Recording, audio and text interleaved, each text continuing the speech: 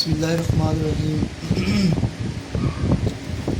آج ہم ایک موٹیویشنل لیکچر ہے اس کا کو ڈسکس کرنے جا رہے ہیں۔ تو ایک کچھ 2 یا 3 سال پہلے کی بات ہے کہ میں یونیورسٹی میں تھا، اس وقت ایم انگلش کر رہا تھا۔ تو ہماری ایم انگلش کی کلاس کا لاسٹ ڈے تھا، اور اس دن میرا خیال ہے کہ جو بچے ہیں انہوں نے جو اسٹوڈنٹس ہیں انہوں نے کچھ پارٹی وغیرہ ارینج کی ہوئی تھی۔ اس طرح سے عموماً آخری دنوں میں پارٹی ارینج کی جاتی ہے۔ تو ہم کلاس میں بیٹھے ہوئے تھے، اور جس ٹیچر کے ساتھ ہمارا کافی اچھا تعلق تھا، ان ٹیچروں میں بھی فرق ہوتا ہے نا، بچے کسی سے زیادہ یوز ٹو ہوتے ہیں اور مختلف اس کی ریزنس ہوتی ہیں۔ تو وہ ٹیچر آئے اور کلاس شروع کرنے لگے، تو ظاہری بات ہے وہ کلاس ہی تھا۔ بچوں نے کہا کہ سر یہ معاملات ہیں، ہم یہ چیزیں لے کے آئے ہیں، آپ ہمیں کوئی اچھی سی جو ہے نا کوئی فنکشن چھوٹا سا موٹا ہو جائے اور کوئی اچھی سی بات بتا دیں۔ وہ چھوٹا موٹا فنکشن کیا، اور آخر پہ جب وہ ہمیں ان کے وہ فریبل الوداعی سے جو ورڈس تھے وہ ادا کرنے لگے، تو انہوں نے کہا کہ پھر میں آج آپ کو ایک ایسی بات بتاتا ہوں جو کہ پوری زندگی آپ کے کام آئے گی۔ اور ہم انگلش کے آخری سال میں تھے، اور اس وقت ہم ان چیزوں کو بڑا شوق سے سنتے تھے کہ کوئی ایسی بات جو ہمیں ہمارے لیے باعث سے کیا کہتے ہیں مسرت ہو، اور ہم اسے سیکھیں کچھ۔ تو انہوں نے پھر ہمیں بتایا کہ ہم 3 دوست ہوا کرتے تھے۔ ہمارے پروفیسر صاحب بات کرتے ہیں کہ ہم 3 دوست ہوا کرتے تھے، میں اور ہم اس میں کلاس والے دوست تھے۔ میں ٹیچر بن گیا، اور ایک جو میرا دوست ہے وہ انجینئر بن گیا، اور جو تیسرا میرا دوست ہے وہ ڈاکٹر بن گیا۔ تو اب تینوں دوست ہم شروع سے اکٹھے رہے، بڑا اچھا میل جول۔ اور میں سٹی سے بلانگ کرتا تھا، لاہور سے، اور ایک میرا جو دوست ہے وہ جو ہے کراچی سے تھا، ٹھیک ہے۔ اور تھرڈ جو میرا دوست تھا وہ ادھر دیہاتی علاقے میں کچھ ادھر چلے جائیں نا، ملتان سے تھوڑا سا آگے کی طرف، تو یہاں پہ وہاں سے وہ تھا، تو D G Khan I think یہاں کا کچھ ایریا تھا وہ۔ تو وہ کہتے ہیں کہ بہرحال ہم یونیورسٹی لیول پہ اکٹھے پڑھے، اور وہ آگے سارے ان کے جو معاملات تھے وہ ہم نے کیے۔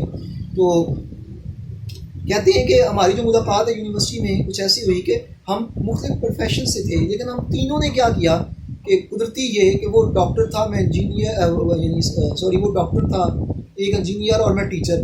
میں نے تو کلاسز لینی تھی وہ، لیکن وہ جو دونوں بندے ہیں نا انہیں کچھ شوق تھا جو ہے نا بی ایڈ اور ایم ایڈ کرنے کا، اور ہم نے جب اکٹھی یہ کلاسز شروع کی تو وہاں پہ ہمارا پیچ اپ بن گیا، اور ہم اکٹھے ہو گئے۔ حالانکہ ان کی تو ضرورت نہیں تھی کہ وہ بی ایڈ ایم ایڈ کرتے، لیکن انہوں نے بھی کیا، اور یہ ایک اکٹھا یونیورسٹی میں ہونے کا ایک معاملہ بنا۔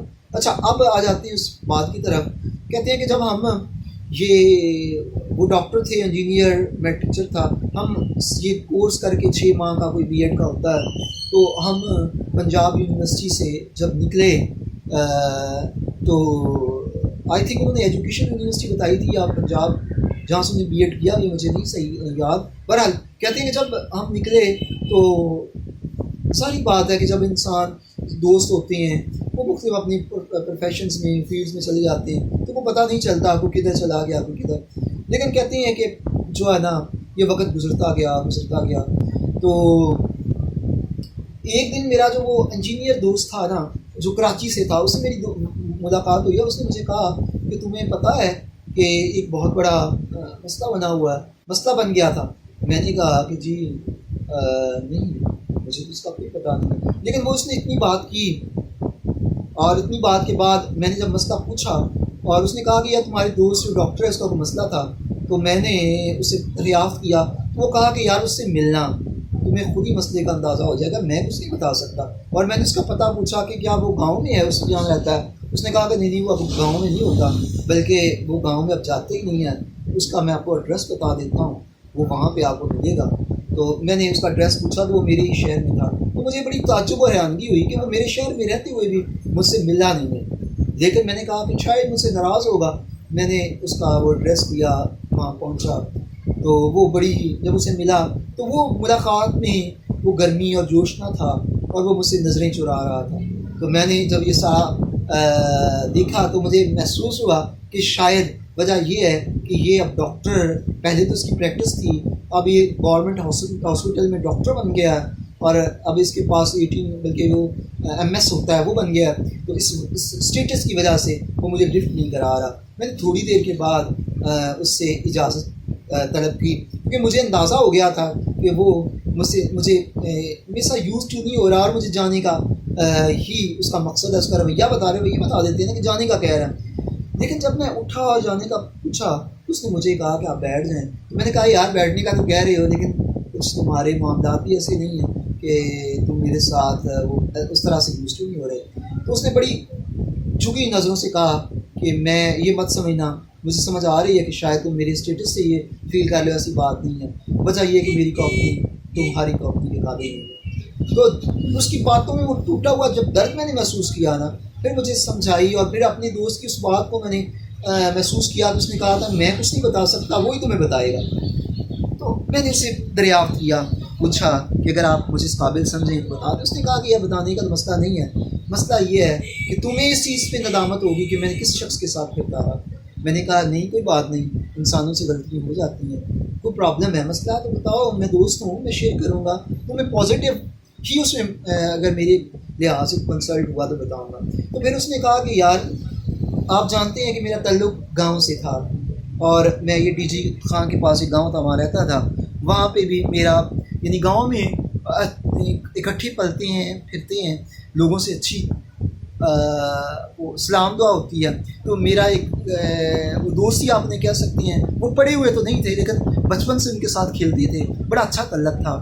تو ہوا یہ کہ میں ڈاکٹر تھا اور اس سے پہلے بھی ان کے گھر آنا جانا شروع سے بچپن کے وہ دوست تھے اور وہ مجھے اپنے گھر لے جاتے تھے، بڑی عزت دیتے تھے، بڑا پیار تھا.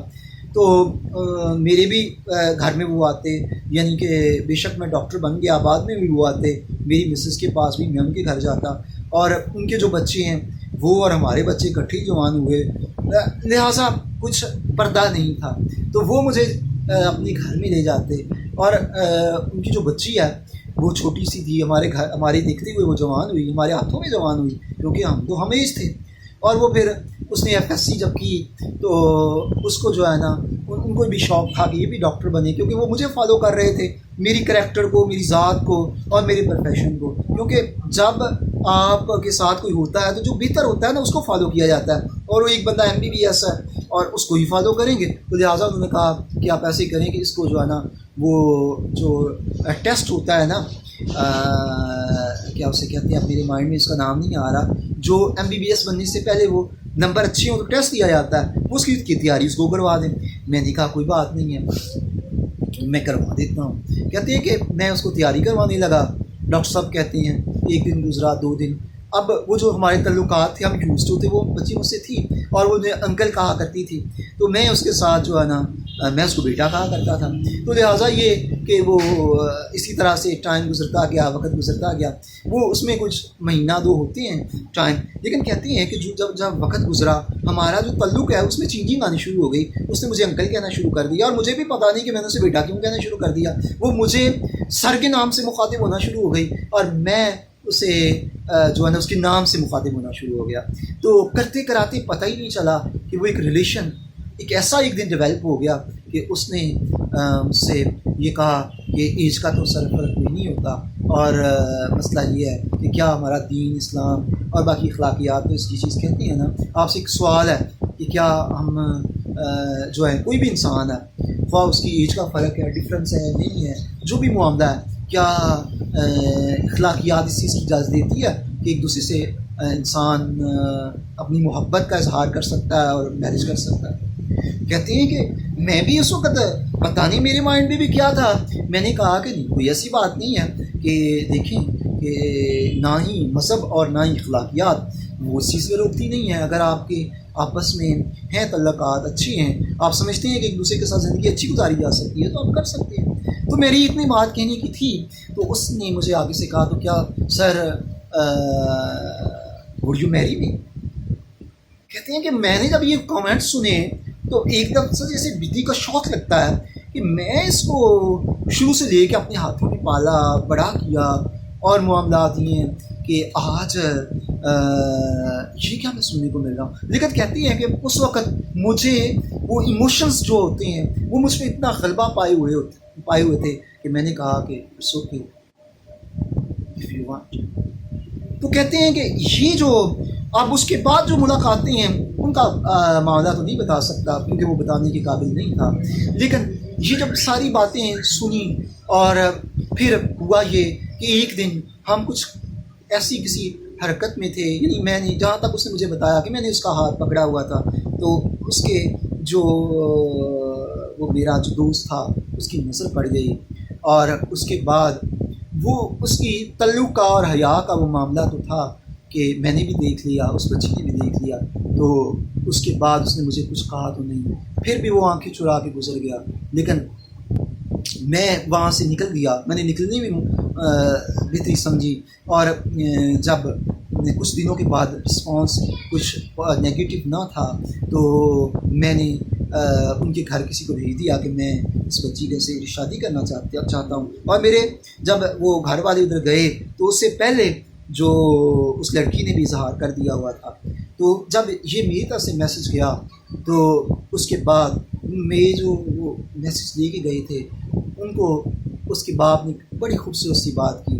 اس نے کہا کہ میں نے اپنی آنکھوں سے دیکھ کے بھی، ٹھیک ہے، اتنی بڑی جو زیادتی ہے، اتنا بڑا جو گناہ ہے، اتنی بڑی جو شرمندگی ہے جو میرے لیے بھی اور شخص کے لیے بھی ہے، تو میں نے اس کو برداشت کیا. لیکن میں حیران ہوں اس بات پہ کہ اس کا جو کبھی دوست تھا اور آج اس کو تو دشمن کہنا بھی بہت مشکل لگ رہا ہے کیونکہ دشمنوں بھی اصول ہوتے ہیں. تو اس کی کہ سوئے ہوئے ضمیر کا اور اس کے گھٹیا پن کا اندازہ اور عالم یہ ہے کہ اس کی وہ حرکت نے اس کو پشیمان نہیں کیا بلکہ اس نے اس کو اس چیز کے بھی لیے اکسا دیا، اور اتنی اس کی جرت ہو گئی. تو اصول بھی کچھ چیز ہوتے ہیں، قوانین بھی کچھ ہوتی ہیں، غیرت بھی کچھ چیز ہوتی ہے. اور اس ایسی زندگی سے تو موت بہتر ہے. دل کرتا ہے کہ میں خود مر جاؤں یا اپنی بیٹی کو مار دوں یا اس شخص کو جس کا ضمیر اتنا گرا ہوا ہے. تو جب میں نے یہ کامنٹ سنے تو ظاہری بات ہے، کہتی ہیں کہ میرے گھر والوں نے بھی، جو گھر والے تو نہیں تھے وہ میرے دوست ہی تھے، گھر والوں سے تو کہتے ہیں میں بات نہیں کر سکتا تھا کہ انہوں نے تو مجھے بہت چارچا سنانی تھی. تو ان کا جو ضمیر ہے وہ بھی جاگا اور انہوں نے مجھے کہا کہ یار واقعی کچھ شرم نام کی چیز ہے، اور ہمیں بھی ہمارا ضمیر بھی غیرت اس طرح کیا ہے کہ وہ شخص تم پہ کتنا ٹرسٹ کرتا تھا. اور باقی معاملات کو چھوڑو، تمہیں اس بات کی شرم آنی چاہیے تھی کہ جس کو تم آج تک بیٹی کہتے رہے، جس کے گھر میں تمہیں ود آؤٹ جانے کی پرمیشن تھی، اس کے ساتھ تم نے کیا کر دیا. تو کہتی ہیں کہ وہ ڈاکٹر صاحب کہتے ہیں کہ اس کے بعد میرا ضمیر جو ہے آج تک مجھے ملامت کرتا ہے اور میں تمام دوستوں سے ملنا چھوڑ دیا ہوا ہے، ٹھیک ہے، اور دل نہیں کرتا کہ کسی کے سامنے آنکھ اٹھاؤں. تو لہٰذا ایک چھوٹی سی بات کرنا چاہوں گا اور پھر اپنی بات کو اینڈ کرتا ہوں کہ معاملات یہ ہیں کہ ہم نیک اصول بنایا ہوا ہے کہ ہم اپنی ذات کے ساتھ بھی دھوکہ کرتے ہیں اور دوسروں کے لوگوں کے ساتھ بھی دھوکہ کرتے ہیں کہ ہم کیا کرتے ہیں جس سے ہمارا ریلیشن ہوتا ہے اسے ہم پرمیشن کر دیتے ہیں، یہ اسے پرمٹ دے دیتے ہیں کہ وہ ہمارے گھر آ سکتا ہے، خواہ وہ ہمارا کزن ہے، خواہ ہمارا کوئی فرینڈ ہے.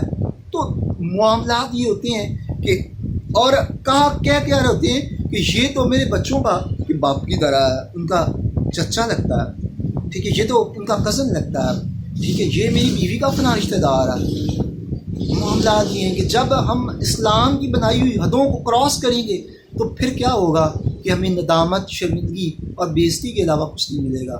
دین اسلام نے ایک حد طے کی ہے کہ کوئی کتنا بھی کلوز ہے اس کا ٹھکانہ، اس کا جو اجازت ہے وہ آپ کے گھر نہیں ہونی چاہیے. اس کے لیے جو ہے نا اس کو سٹنگ پلیس باہر اس کی رکھیں. وجہ یہ ہوتی ہے، اور اس پہ ہم بڑی ہی کامنٹس عجیب سے دے رہے ہوتے ہیں. ہم یہ کہہ رہے ہوتے ہیں کہ مسئلہ یہ ہے کہ یہ لاجک ہے، وہ لاجک ہے، اور لوگوں کو مطمئن کر رہے ہوتے ہیں.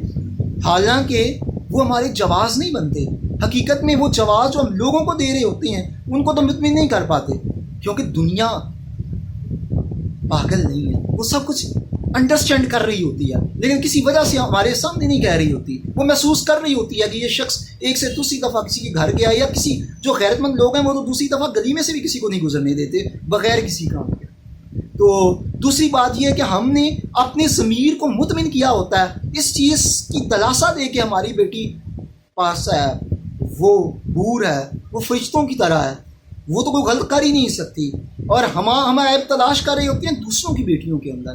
جب ہم یہ انالیسس کرنا شروع کر دیں گے کہ ہماری بیٹی بھی انسان ہے، وہ بھی غلط کر سکتی ہے، تو پھر ہم یہ تمام لیمیٹیشنز جو ہیں، جو تمام حدیں ہیں، یہ لاگو کرنا شروع کر دیں گے اپنے گھر پہ بھی. اور جب یہ کرنا شروع کر دیں گے تو پھر کیا ہوگا؟ معاملات مسائل نہیں بنیں گے. لیکن ہم خود کو اور اپنی اولاد کو اور اپنی بہنوں اور بیٹیوں کو تو پارسا سمجھ لیتے ہیں، اور اس پارسا ہونے میں انہیں جو ہے لاہور کے بازار میں، اسلام آباد کے بازار میں، اور راویریان کے بازار میں، امریک کے بازار میں کھلے عام پھرنے کی اور یونیورسٹیز میں کو ایجوکیشن میں بھیجنے کی جو ہے نا وہ بڑی ہی کھل کے اس چیز کا کر لیتے ہیں. ایجوکیشن حاصل کرنا بری بات نہیں ہے، لیکن کوشش کریں کہ جب بیٹیاں اور بہنیں جوان ہو جائیں تو کسی ایسی ان کے لیے درسگاہ کا انتخاب کریں جہاں میں ان کی عزت محفوظ رہے. اللہ پاک آپ کو میری بات سمجھنے اور سننے کی توفیق دے. انشاءاللہ دوبارہ ایک نئے لیکچر کے ساتھ حاضر ہوں گے. اس وقت کے لیے اللہ حافظ.